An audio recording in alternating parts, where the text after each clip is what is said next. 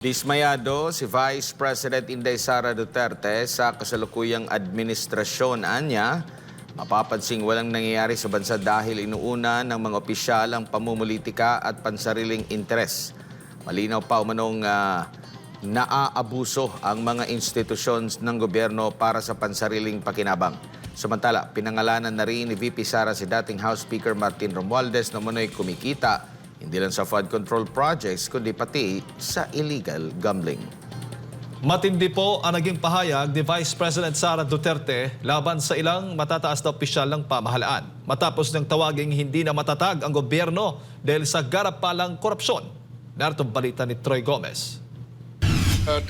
Sa gitna ng lumalalang isyu ng korupsyon sa flood control projects, isang mabigat na akusasyon ang binitiwan ni Vice President Sara Duterte laban kina Congressman Zaldico at dating House Speaker Martin Romualdez. Anya, ginagamit ang mismong mga institusyon ng gobyerno para sa pansariling interes, dahilan para tawagin niyang hindi na matatag ang pamahalaan. Sa isang press conference, diretsahang sinabi ni VP Sara na matagal nang usap-usapan ang umano'y maletang naglalaman ng pera. Pero ngayong may testigo na umaming siya mismo ang nagdadala nito, anya, lumabas na ang katotohanan. Simula pa lang noong pagpasok namin as President and Vice President, naririnig na namin yung delivery ng mga pera na nakalagay sa mga suitcases.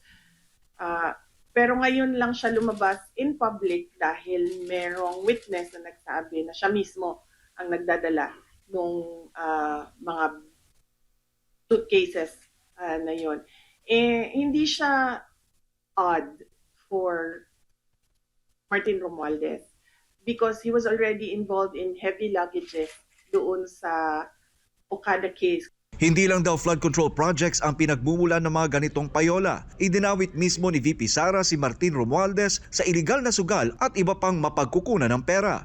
Hindi lang sa flood control, ma'am, pati sa sa illegal gambling. Tumatanggap sila. So, si Martin Romualdez.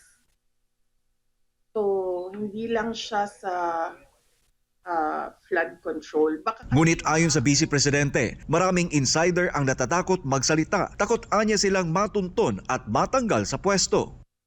Ayaw lumabas ng mga tao eh. Dati pa naman kami nagsasabi na na magsalita kayo. Takot lahat kasi magsalita ngayon dahil syempre aabot yun until the office of the President. Sa tanong kung may kinalaman ang kampo ni Romualdez, mariin na oo ang sagot ng pangalawang pangulo. Ito raw ang parehong grupo na nagbanta noon sa kanyang confidential funds, dahilan kung bakit hindi niya ginamit ang pondo noong 2023. Pero ang pinakamatindi, mismong estado ng bansa ang kanyang kinestyon. Ayon kay VP Sara, hindi na matatag ang gobyerno dahil garapalan ang pang-aabuso sa mga institusyon at walang malinaw na proyektong naipapakita. No. Our institutions are clearly abused.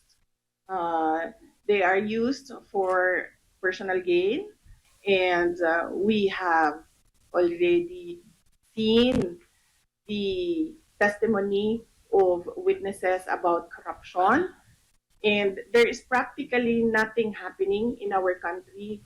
Ilang ulit ko na yan sinasabi noon na tigilan yung politika, tigilan yung pansariling pag-una ng pansariling interes kasi walang nangyayari sa ating bansa.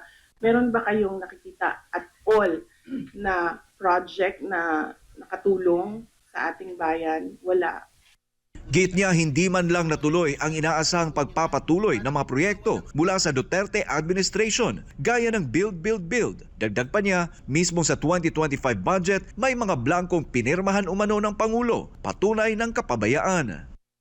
Nagpirmahan sila ng budget na may mga blanko, ibig sabihin, hindi nila binasa or pinabayaan nila na merong mga ganon na blanko.